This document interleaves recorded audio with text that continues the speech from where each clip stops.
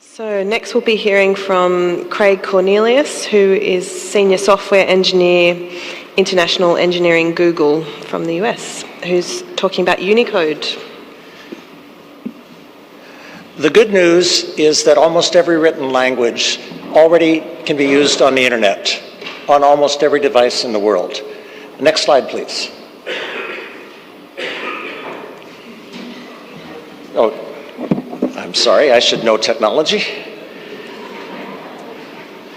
So I'd like to give you a few examples of success that's been had with basic language technology for supporting languages. And I'm including three groups, the Cherokee in North America, Pular Fulfulde in Africa, and both of those groups are presenting posters tomorrow, and they will be live here.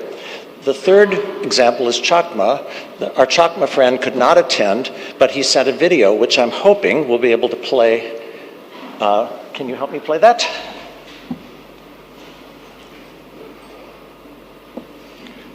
Or do I play it myself?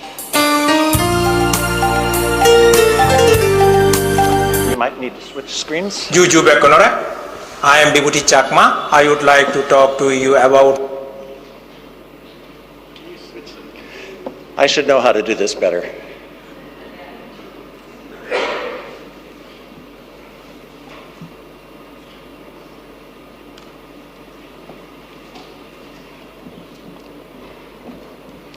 Let me tell you a little bit about Bhavuti. Bhavuti is a man who has been working on his language. He has, like the others, all worked in getting his writing system into the Unicode standard. He has worked with Google and other companies to develop computer keyboards and fonts, and he's going to tell about it himself.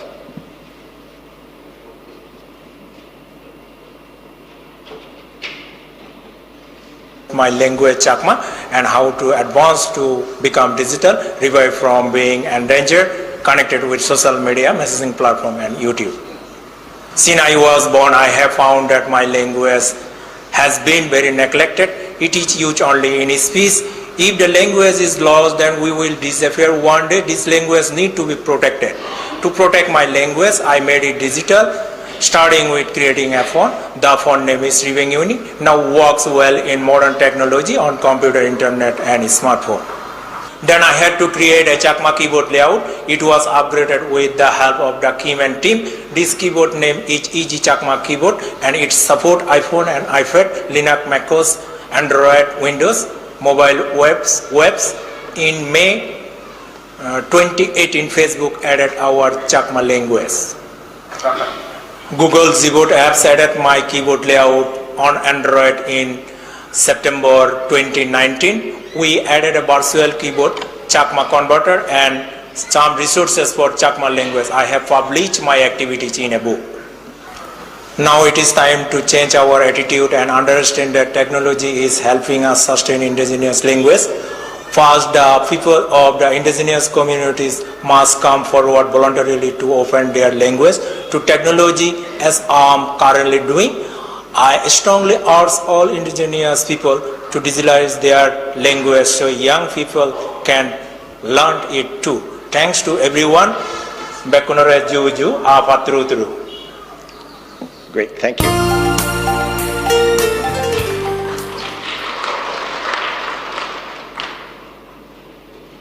So what I'd like to do is tell you basic stuff that many of you know already, but it's important to understand that there is basic bits and bytes stuff down underneath.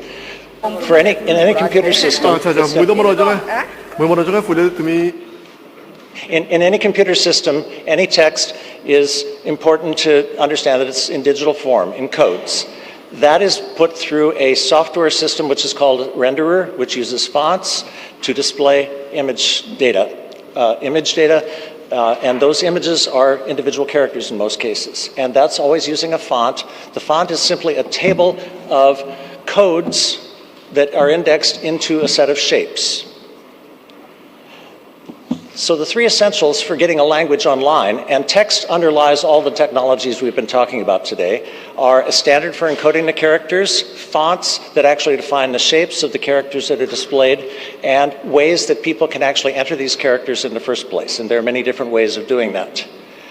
And encoding is the term we use that just says it's an agreement that certain codes mean certain characters. So for example, the codes given there, U plus 41, U plus 1000, U plus 1817, are all codes representing the abstract concept of characters.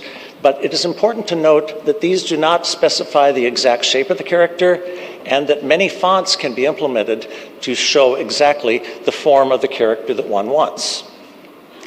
Unicode is a way of making this happen that is universally useful. It provides a unique character for each, or a unique code for each character of all the different writing systems in the world that have been encoded so far. And each code not only includes the name of the abstract character and a representative shape, but also has character properties that can be used for further information processing, such as upper and lower casing, or determining where things break between words, between sentences, between lines. The Unicode standard was developed by several people sitting together, probably over a beer, back in California in the early 1990s, and the first release was done by the Unicode Consortium with only 24 different writing systems. They added the CJK, Chinese, Japanese, and Korean ideographs shortly, and the latest release last summer now has 150 scripts, and yes, that does include emojis, and there are now 137,000 characters, and new versions are released annually.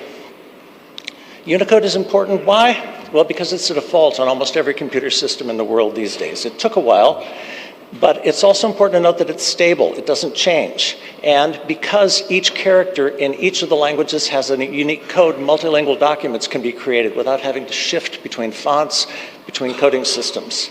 There is also a standardization process in place that anyone can propose new characters or new writing systems, and membership in the Unicode Consortium is open to individuals, organizations, companies, and it's open source and freely available without any license or charge.